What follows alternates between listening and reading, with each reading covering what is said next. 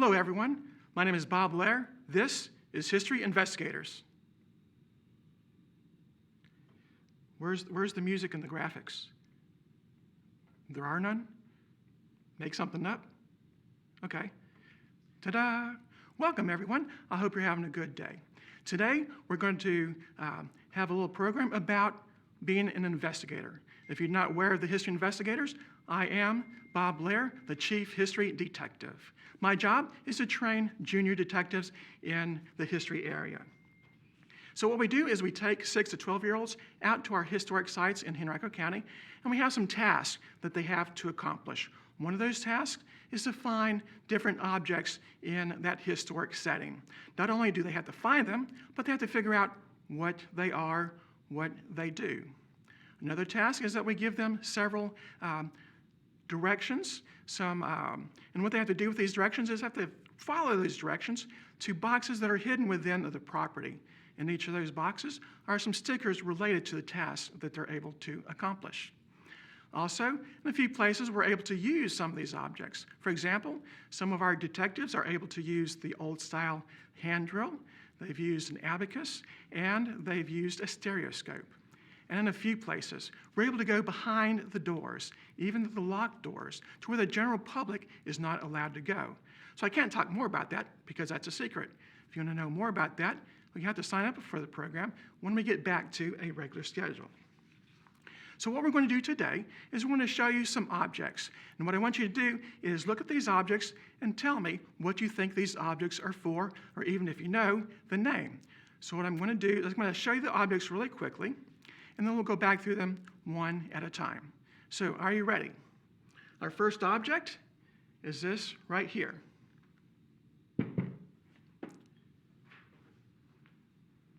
Our second object is right here.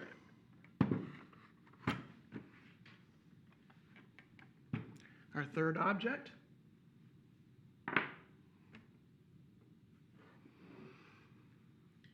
Our fourth object. And then our final object right here. So, if you know the names of any of these objects, go ahead and put those into the question and answer section, and my moderator will get that and he will relay those answers to me. So let's start off with the first object. That is this one right here. This is a cast iron object. It is several pieces that are welded together, and if you can see here, it is 6 pounds. So what do you think this object is?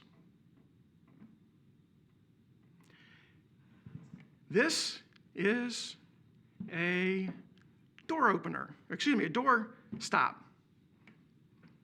Hold on a second. What's that? Well, when I was younger, I'd go to my grandmother's house. She'd always have this to hold open the door. Oh, you want the original purpose. Okay. So I guess bug smasher is not accurate either, is it? Grandma did not like bugs. Okay, so you want the original purpose. Okay. Do I have any answers yet?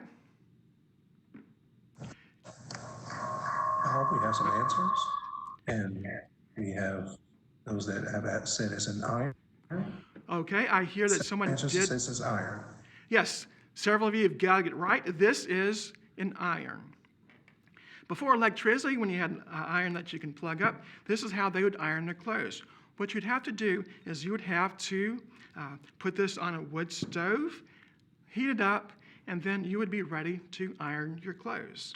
And for some people, for some families, they'd have several irons on the wood stove so that when one iron cooled down, they'd be able to switch it with another hot iron. Now, can you imagine if you're carrying an iron like this, if you're ironing for several hours, you're basically pumping iron. All right, so I have a comment. Someone is suggesting, is this where the term too many irons in the fire comes from? Well, that's a very good observation, but not quite. Too many irons in the fire probably relates more to a blacksmith when he'd have iron rods in the fire. If he didn't tend to those rods, they got too hot, they would get very brittle and would not be able to be used. All right, so very good with the first object. Our second object is this right here. So what we have here is a wooden box. There is a crank on the top with a handle that turns around. And on this side, we have a door that opens up. All right, so go ahead and put in your guesses. What do you think this object is? We also have one other small door right here that you're able to put something in. Hopefully you'll be able to see what's in there. So what do you think this object is for?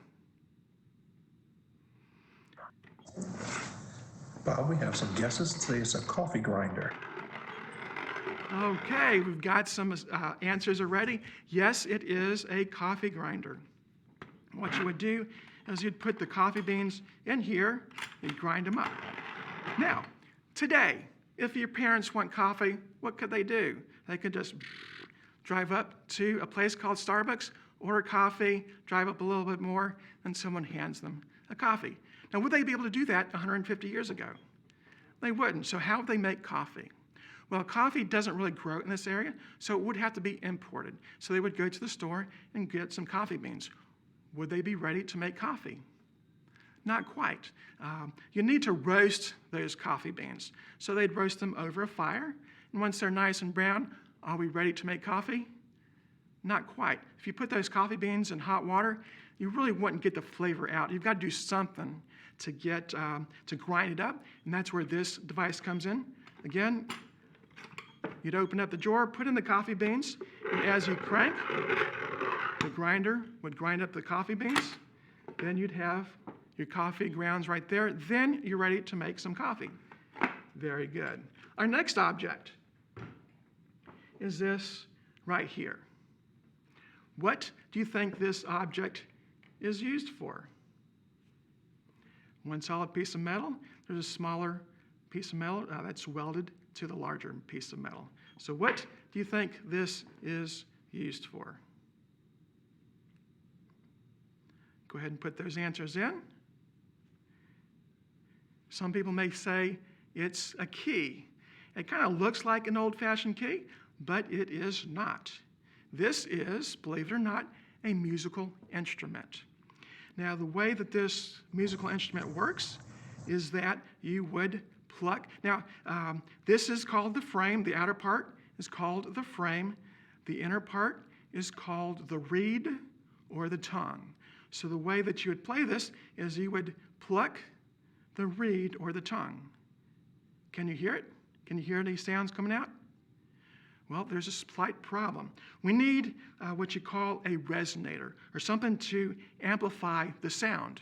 For example, with guitars, the large bass where the hole is, that's the resonator that amplifies the sound. So what are we going to use to amplify the sound of this musical instrument? If you know the name. We have one guess. It's a razor. Another guess is a jaw harp. We have a correct answer, and the name of the answer will tell you how you're going to amplify the sound. This is a jaw harp. Now you're going to place the frame along your teeth. Your mouth acts as the amplifier. I'm not a professional musician, but I am going to demonstrate how it sounds.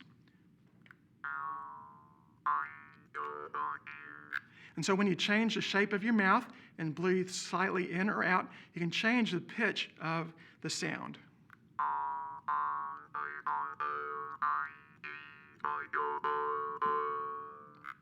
Okay, got a trivia question. I don't know if the young junior detectives will be able to figure out, but if there's any parents, what cartoon character played this instrument? I'll give you just a second to enter that in while you listen to some more music.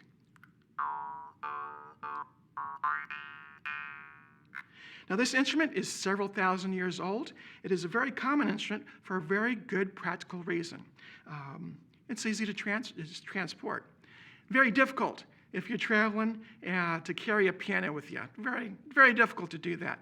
Even with a guitar or a fiddle, still quite large, but this instrument is very easy to transfer. You just keep it in your pocket When you're ready to play, you pull it out, and you're ready to begin. Bob, we have a guess of Elmer Fudd. Okay, someone said Elmer Fudd. Not quite.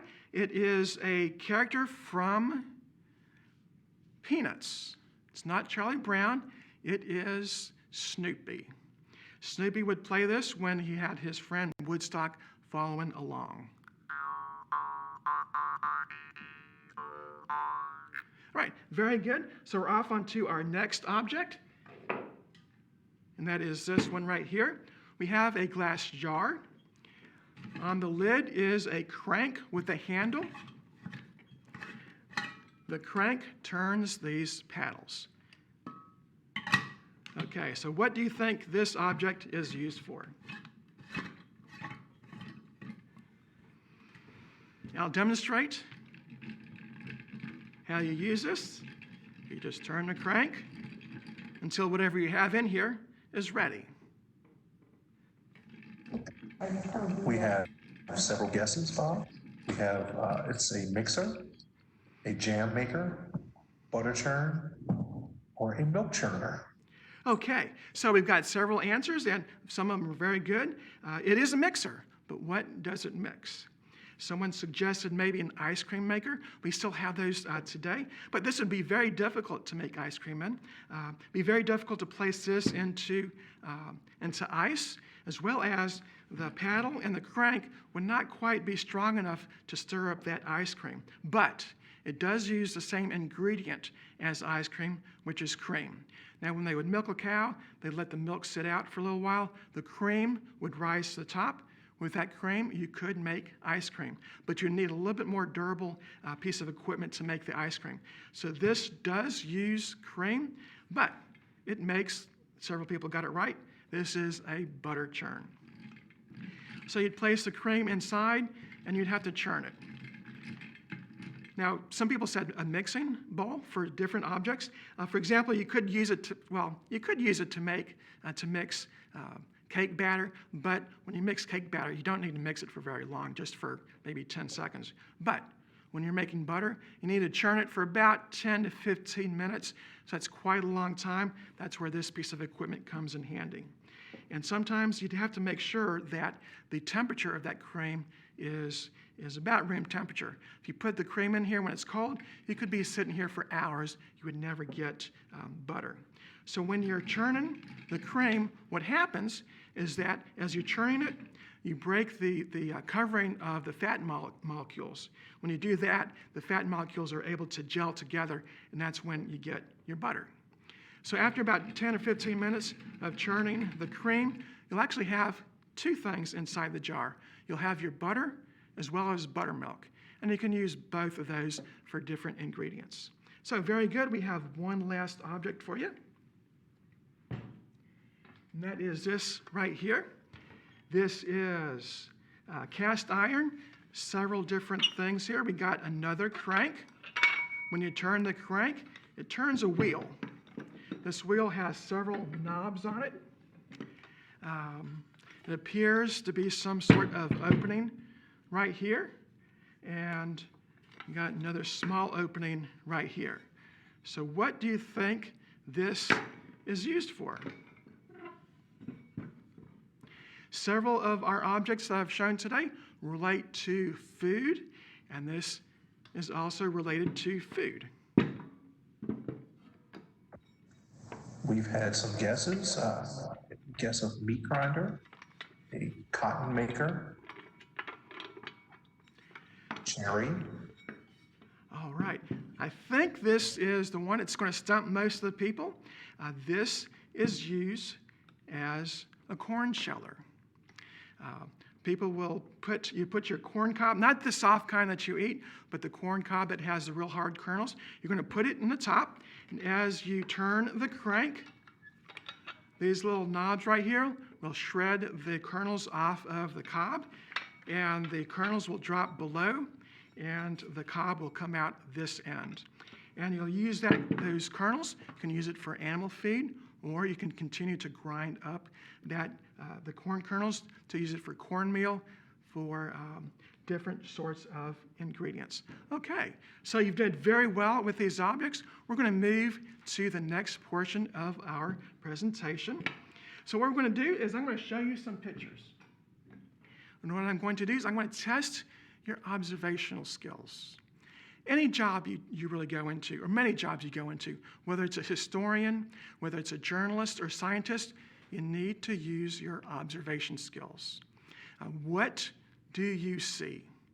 What don't you see? Is there anything that gives you a pause to ask a question that requires you to maybe do a little bit more research? So I'm going to start. Let's go ahead with the first picture.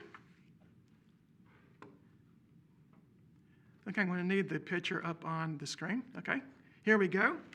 A little technical difficulties, but I think we're doing okay.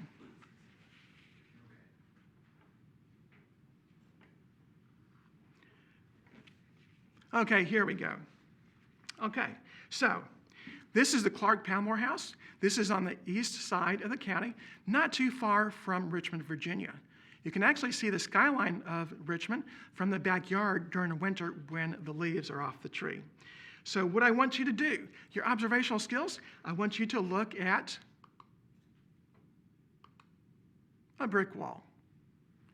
Now, your parents may just look at this brick wall and say, it's just a brick wall, it's in very bad shape. Well, it's not in bad shape. The wall has been through quite a bit, but it's in good shape. So I want you to take just a minute or so to look at this wall. What do you see that's unusual about this wall? What about this wall would you say that would cause you to ask a question? Why is it like this? Why is it a certain way? So while you input those questions into the Q&A box, I'll give you a little bit more history about the house. The original part of the house was built in 1810, and several additions were built on later. But we have the house set up as a house may have looked like during the 1930s. So this would be a house that your great-grandparents would be very familiar with when they were growing up in the 1930s. We've had a few guesses. We've got suggestions coming in. Have noticed the different colors of the wall. Different A colors. suggestion that the part is darker because there was a fire. Okay. They've noticed that there are no windows, and they're asking why are there light bricks in the blocks. Okay, I think you just about figured everything that I'm going to point out. First off, you may notice that there are several sections where the mortar is very bright and it's very thick. So you have to ask yourself, why is that?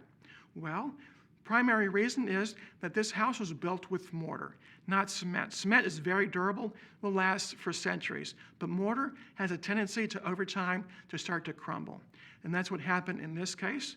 So somebody at some point in time had to go get on a ladder, go up to remove the loose mortar, and to reapply some new mortar. So that's what's going on where you see the light sections.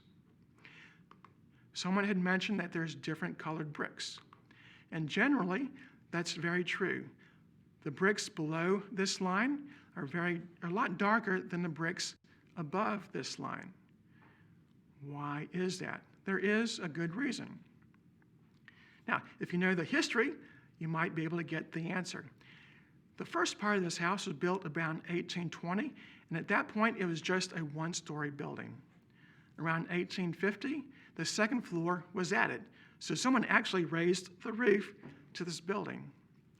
So when the first part of the house was built, they used a certain brick, which was a lot darker than the next person who added on to the top. So these bricks are a little bit lighter above the line. And it's very hard to tell, but if you take a closer look, you also know the bricks, the way that they're laid, are a little bit different. All right, very good. We're going to go to our next issue right here. You might see some lines toward the bottom of the house.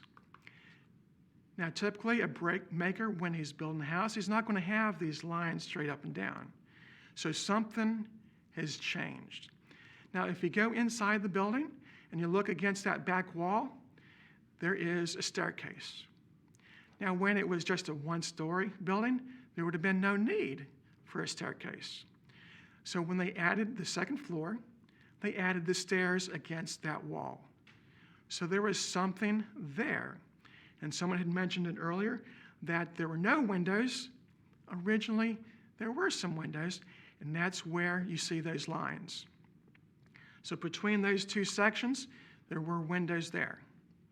When they added the second floor, they're going to put the stairs against that back wall. They needed to remove the windows to put in the stairs, so they bricked in where the windows used to be. Okay, so we're going to go to our next location. This is Deep Run Schoolhouse. Deep Run Schoolhouse is on right next to Short Pump Elementary School. This schoolhouse was in use from 1902 to 1911. It was originally on 3 Chopped Road. After 1911, it was used as someone's house. Then it was abandoned for several decades. When the area was going to be rebuilt for apartments, the county was able to save this building, move it to Short Pump Park. So now you're able to go there and see what a schoolhouse looked like during the early 1900s. So when I was looking at some pictures of this building, of the inside, I came across this picture right here. And as the curious minds that we all should have, I wanted to check on something. I wanted to see if it was correct. As a historian, sometimes you might have the job of furnishing a historic house. You have to make sure that you put the right items in that house. For example, with this being a schoolhouse from 1907 to 1912 or so, would you put a TV in there? TVs weren't invented yet, so that would be quite inappropriate. But I wanted to check something. Something stood out to me. What do you think I looked at that I wanted to verify if it was accurate or not? Now, it has something to do with something hanging on the wall. And that is this right here, the flag. The flag is hung correctly. Anytime you hang a flag against a wall, the field of blue needs to be in the upper left. Now, how many stars does this flag have? You could count each star individually, or for you older detectives, might be able to use multiplication. So there's 3 rows of stars there are 3 rows that have 8 stars, so that's 24. And there are 3 rows of stars, 3 rows that have 7 stars for a total of 21, giving you a total of 45 stars. Is that the correct flag to display in the schoolhouse? What other piece of evidence do you see that might give you some help in determining whether the 45-star flag is the correct flag to hang in the school? Some of you pointed out that you're looking at the chalkboard, noticing that it begins with the letter K. Well, in this schoolhouse, there are several chalkboards. There's 2 to the left that has the beginning of the alphabet. There's another chalkboard to the right that has the rest of the alphabet. But do you see something on this chalkboard that might help us determining whether this flag is correct? I'll go ahead and zoom in to the chalkboard. And what do you see that can help us? You see right there under the alphabet the date of May 25th, 1908. So what do I need to do to determine whether or not that is the correct date and the correct flag? Well, if you go in on your computer and search how many states were there on May 25th, 1908, you'll come up with this answer right here. There were 46 states in the United States. So initially I thought, oh my gosh, we made a mistake. There's 46 states in the United States, and there's only 45 stars on the flag. Did we make a mistake? Well, after a little bit more research, I discovered that for now at least, this is the correct flag to fly. So what did I have to research to figure out that this was the correct flag? Well, if you go online, search, Oklahoma became the 46th state November 16th, 1907. So although there are 46 states, the 45-star flag was still the appropriate flag. We need to find out, when did the 46-star flag come out? and it came out on July 4th, 1908. If you looked for when the 47th star, the 47th star flag came out, you'll find out that it came out on July 4th. Well, what about the 48th star flag? When did that come out? You're right, July 4th. Do you see the pattern there? The reason is because of the Flag Act of 1818. It states the additions of stars to the flag will be added on July 4th. So although in May 25th, 1908, there were 46 states, the 45-star flag is what would be flown and hung until July 4th. Another interesting little bit of trivia regarding the Flag Act of 1818 is that dictates the number of stripes on the flag. Initially, when they added a star, they also added a stripe. So at one point, 1817, the star had 15 stars, 15 stripes. I guess they realized early on that if they kept adding stripes, it would get a little cumbersome to try to make that sort of flag. So what I found is a 50-star and a 50-stripe flag, which would look like this, which would be practically impossible to sew. So fortunately, with the Flag Act of 1818, we still have the 13-stripe flag. Okay, so we're going to go to our next item at Walkerton Tavern. Walkerton Tavern is on Mountain Road in the Glen Allen community. And I'm going to show you one of my favorite pieces that I love talking about, and that is this sampler right here. Now, a sampler is kind of like a cross stitch. A lot of times girls would be making these. It would help them learn how to stitch. They can learn their alphabet at the same time, as well as their numbers. So what I want you to do is I want you to take just a minute and see if you can find what is missing from this sampler. Now, due to time, I'll give you a little bit of a clue. It's related to the alphabet. So go through the alphabet, see if you can find what letter is missing. So as I'm waiting for answers, I'll go into a little bit more detail about this sampler. The alphabet is stitched 5 times. Some of them is a little faded, but you should be able to see what is missing. We have several guesses of the letter J is missing. All right, several of you found it very quickly. The letter J is missing. So let's go through the alphabet on the sampler. A, B, C, D, E, F, G, H, I, K. Where is the J? Well, if you look at each time the alphabet is stitched, the letter J is missing.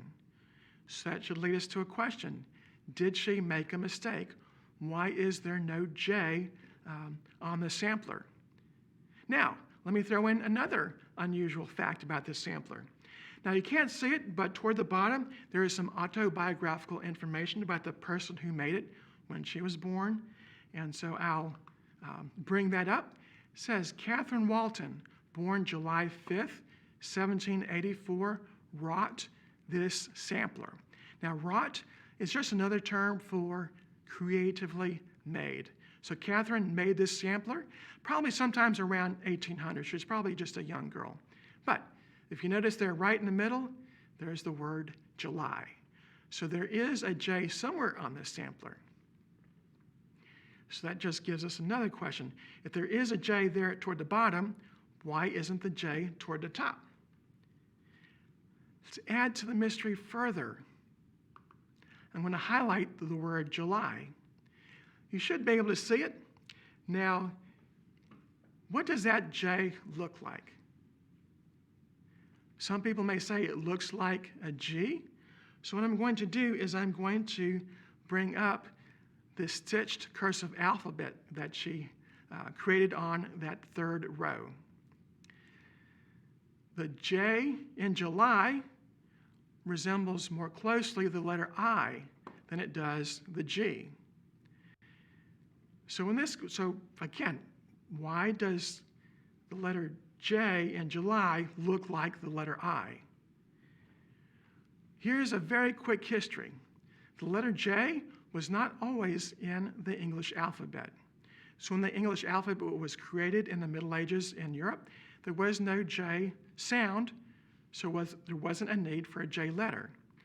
But eventually, as the English adopted J words, they needed a letter to represent the J sound. So they used the letter I. So at one point, the letter I was both a vowel and a consonant.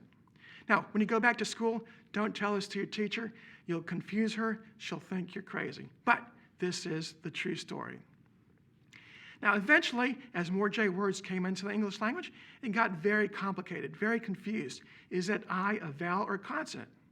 So someone came up with the idea to put a loop at the bottom of the I to help distinguish if the letter was a vowel or consonant. So when the early colonies got started, there was a J sound, there was a J letter, or what looked like the J letter. However, if you looked in the dictionary, all the J words would be under the letter I. So it really wasn't until the early 1800s when there was a push to begin to make J a separate letter. The person who had the most influence in making J a separate letter was Noah Webster. When he wrote his dictionary in the 1820s, he separated the J words out from the I words. So it took a little bit more time. He wasn't the first person, he wasn't the last person, but he was the most influential person in making the case that J should be a separate letter. All right, we're going to move to our last item for discussion, and this is at Walkerton Tavern on the second floor. So let me know if you see anything unusual about this picture. Tell me if you see something unusual, if you have any questions about what you see here. While you do, I'll give you a little bit more history about the building. It was built 1825. The intent of this building was to be used as a tavern. Back in that day, the taverns would have been a community center. It would have been a place for large activities, whether it would have been a wedding, a dance, a meeting, a performance, or a show. So they would need to have a large meeting area. All right, haven't had any answers yet, so here we We go. have several guesses of a fake wall that is not connected on one side. Okay, so we do have several answers, and it does mention this wall that's right in the center. It is quite an unusual wall. The wall doesn't go up to the ceiling, doesn't really connect to the left side of the building, and if you can tell toward the bottom, it's really not connected to the floor. If you're able to get a closer look to the right, you'd see this wall is on hinges. So this is a swinging wall. If you look toward the back, you'll see a smaller section of the wall has the same thing. It is on hinges. So as a tavern, they'd need larger space for bigger events. So he'd be able to swing this wall open and shut depending on the need of the tavern. So in this case, this is what the wall looks like as it is open, and this is what the wall looks like when it would be closed.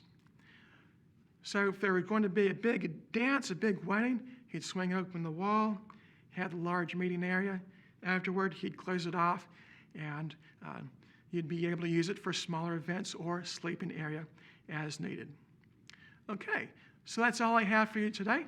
I hope you really enjoyed the program. If you want to see more programs like this, just in the question and answer comment, just say, yes, Mr. Bob, I want to see some more. So that's all we have for today.